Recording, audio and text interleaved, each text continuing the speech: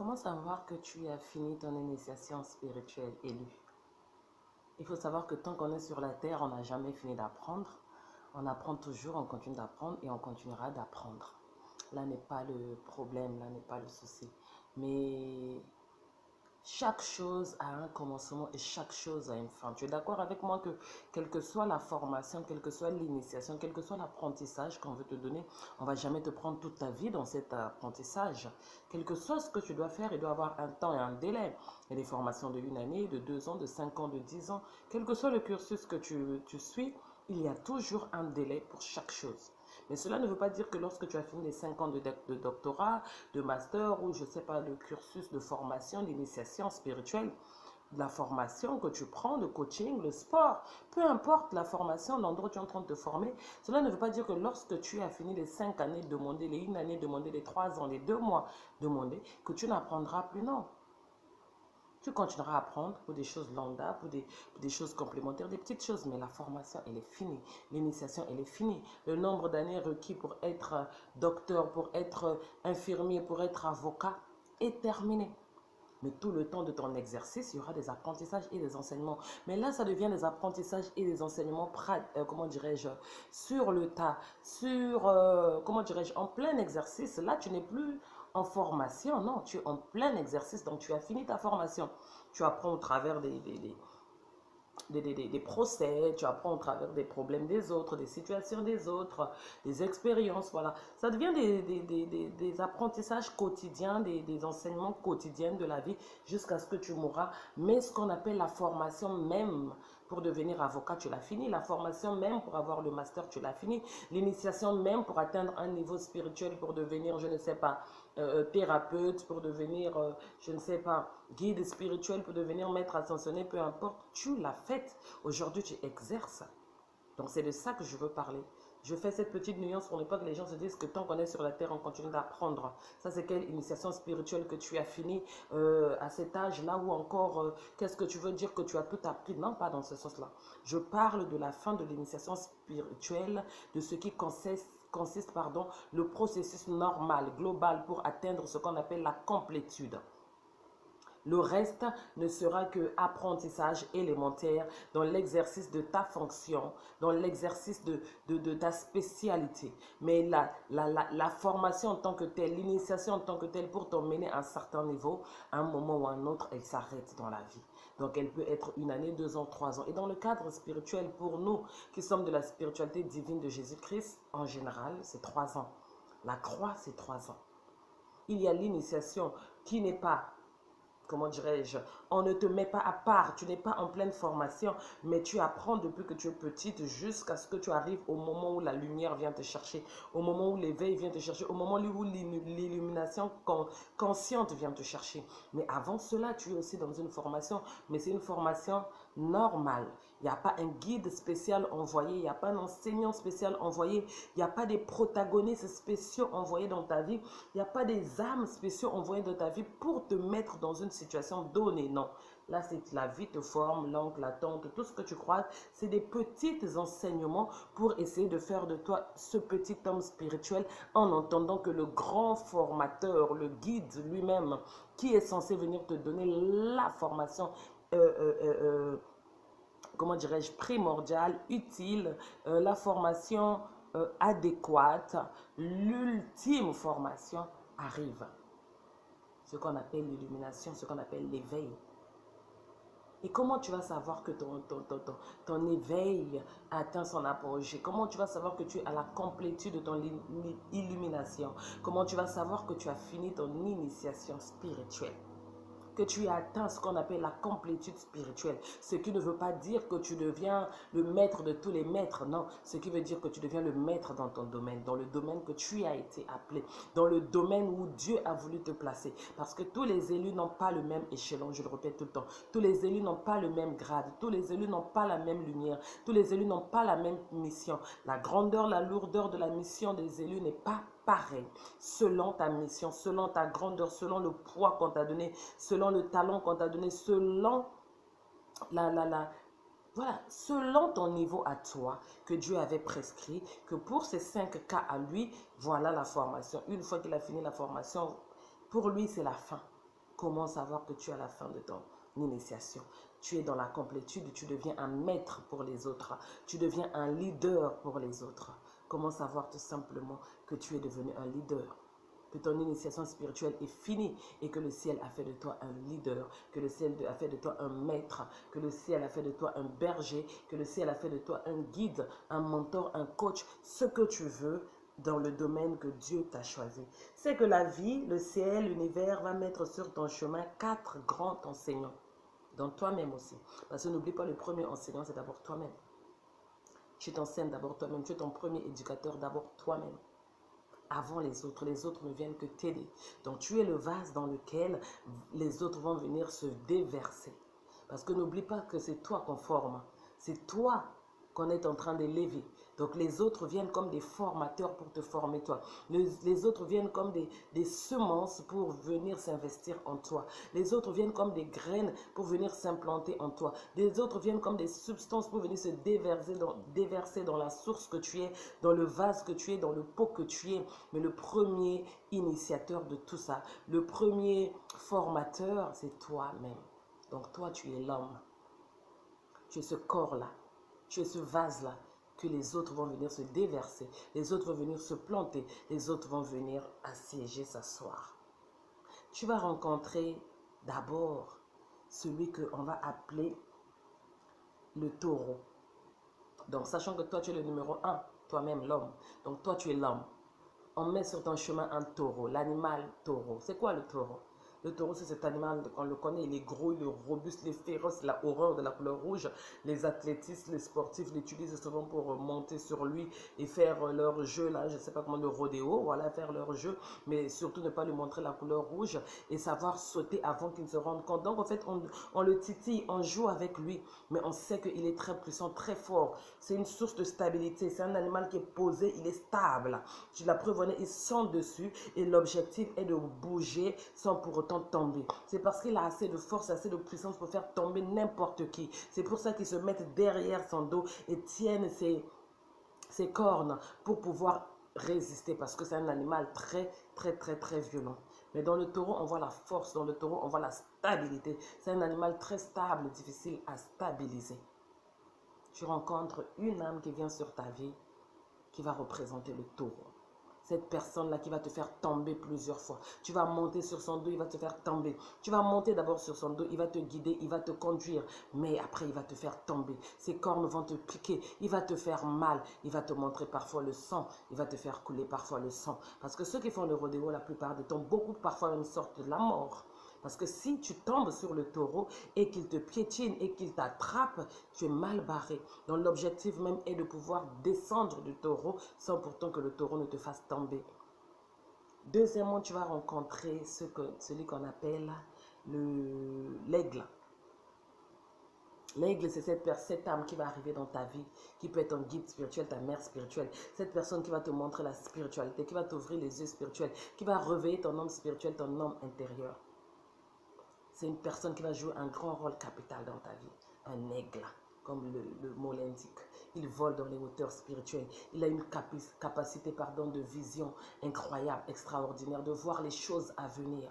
Il vole très haut. Il va t'emmener dans ton ascension spirituelle, dans ton ascension physique, dans ton ascension financière. Il va te faire grandir moralement, physiquement. Il va t'élever dans les hauteurs. Il va te montrer ta valeur, quoi. L'aigle, quoi.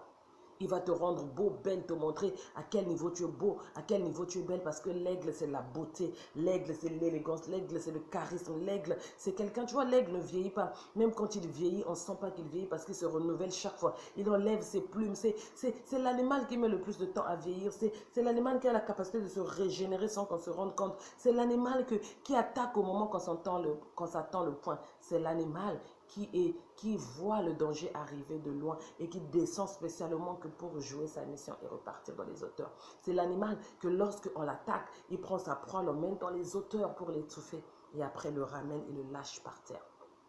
La puissance, c'est l'aigle. Et après, on te ramène face au lion.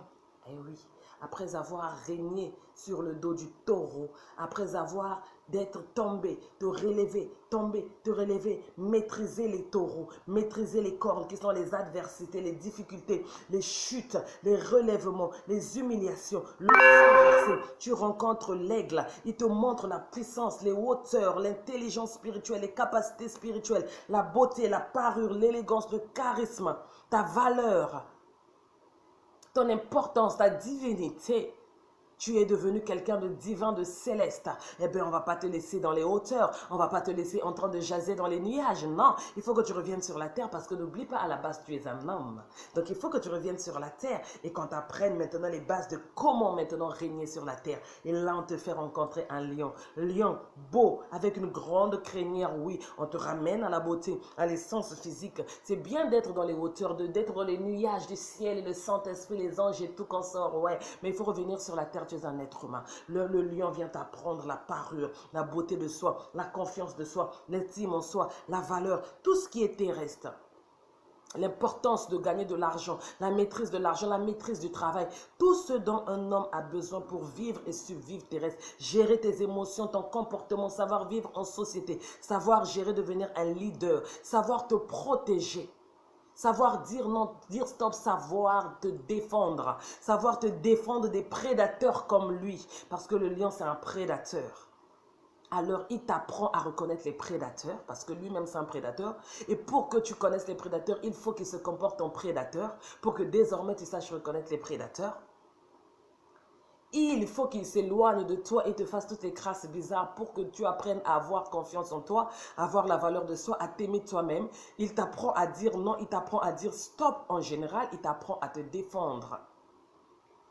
Le lion, c'est l'autorité. Il t'apprend à rougir. Là où tu étais faible, avant lui, tu étais faible. Tu ne jurais que par la spiritualité. Tu étais dans les hauteurs. Dieu va faire, Dieu va agir, Dieu va juger. Dieu. Tout se règle au ciel. Et tu continues à subir. Tu continues à vivre les choses bizarres sur la terre. Mais oui, tu es un homme, tu es sur la terre. Tu ne vas pas continuer à parler que du ciel. Dieu va faire, Dieu va agir, les anges vont faire. Oui, ils font. Mais ils font à leur niveau céleste. Mais pendant ce temps, cette personne qui t'a volé doit être enfermée. Cette personne qui t'a violé doit être enfermée. Cette personne qui t'a abusé doit être enfermée. Donc tu dois apprendre l'autorité terrestre de te défendre sur la terre. On te ramène, le lion vient te réveiller pour te dire, eh oh, c'est bien d'être l'aigle, de voler. Mais ici sur la terre, il y a une justice aussi. Donc laisse la justice céleste agir quand tu sors ton côté aigle. Mais laisse aussi la justice terrestre agir quand tu sors ton côté lion. Et je suis là pour te l'enseigner. Le lion te fait des crasses pour te montrer qu'il faut dire non, il faut dire stop, il faut savoir se défendre, il faut savoir rougir, dire stop, crier, montrer les griffes, montrer ton autorité, que tu es un roi, que tu es un leader, que tu règnes et que le territoire là où tu es, c'est toi le chef. Tu apprends à défendre ta famille, défendre ton mari, défendre ton territoire, défendre tes avoirs, défendre ce que tu as mis du temps à bâtir. Tu rougis quand ça ne va pas. Tu dis stop quand ça ne va pas. Tu dégages quand ça ne va pas. Tu dis non quand ça ne va pas. Tu ne te laisses plus marcher dessus. Le lion t'apprend l'autorité et te voilà, tu sais gérer maintenant. Et la cinquième personne que tu rencontres, c'est lui-même le Saint-Esprit, le Seigneur, le divin qui est en toi, qui vient former le cinquième élément. Voilà comment tu reconnais que tu as atteint la complétude. Voilà comment tu reconnais que tu as atteint la fin de ton initiation. Voilà comment tu reconnais que non, tu es passé par les processus qui font de toi un leader. Voilà comment tu reconnais que tu es devenu un maître, que tu es devenu un guide, que tu es devenu un leader tout simplement. Quand Dieu veut transformer quelqu'un, devenir un leader, un chef, un dirigeant, un commandant, il le fait croiser avec ces trois esprits. Le taureau, l'aigle, le lion. Le quatrième et le premier, c'est lui-même, l'homme. Le cinquième, c'est le divin qui vient s'ajouter à l'intérieur de toi comme la puissance suprême. Et les cinq, vous formez les cinq éléments. Les quatre, ce sont les quatre êtres vivants. Et là, tu as la stature parfaite de Dieu lui-même, les quatre facettes de Dieu. Le lion, le taureau ou le veau, l'aigle et l'homme, les quatre facettes. Et tu les as atteints, ça signifie que tu es devenu maître. Tu as fini ton processus, tu as fini ton initiation, tu as atteint la complétude. Tu peux diriger, tu peux guider. La formation est finie pour être positionné là où il t'attend. selon ton domaine de présélection. Mais si tu as rencontré ces 3 âmes, si tu as rencontré ces 3 figures emblématiques dans ta vie, sache que tu es un élu appelé à diriger, appelé à devenir un leader. Et si tu les as tous rencontrés, ça signifie que la formation est terminée. Tu es un leader dans ta société. Tu es un maître dans ton domaine. Tu es un chef spirituel. Tu es un guide dans la spiritualité. Peu importe le domaine où tu es positionné, mais tu atteins le summum, tu atteins ce qu'on appelle la complétude. L'homme, c'est toi. Et tu es conduit vers le taureau qui te montre les épreuves, le feu, la souffrance, le sang, qui te rend endurant. Et le taureau te conduit vers l'aigle qui t'apprend à voler dans les hauteurs, à travailler tes yeux, ton observation, à voir au-delà des apparences, à faire de toi un homme divin, une femme divine. Et l'aigle te fait passation en bas. Il te lâche, tu tombes de très haut. Le lion te rattrape.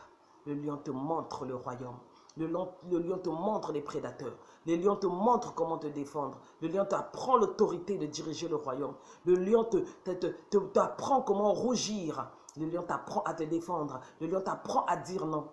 Le lion te rappelle que c'est toi le roi de la forêt, la reine de la forêt. Et une fois que le lion a fini avec toi, le Seigneur, le divin, revient pour te dire, mon fils, ma fille, tu es prête. Allez, vas-y, je suis avec toi. N'aie pas peur. Et dans la prochaine vidéo, je viendrai te montrer comment utiliser les 4 facettes de Dieu. Le lion, le taureau, l'aigle, dans l'homme que toi tu es. Une fois ces 3 facettes à l'intérieur de toi, tu es le 4e élément. Et tu es complet. Tu formes ce qu'on appelle les 4 facettes de Dieu. Et tout homme qui a atteint les 4 facettes de Dieu, tout homme qui a formé les 4 facettes de Dieu à l'intérieur de lui, devient Dieu sur la terre. Et tu atteins ce qu'on appelle la domination terrestre. Il est écrit, je vous ai donné le pouvoir et l'autorité de dominer sur la terre. Parce que vous êtes fait à mon image. La création tout entière attend avec un ardent désir la manifestation des fils de Dieu. Ce sont ceux qui dirigent, ceux qui ont l'autorité, ceux qui dominent la création.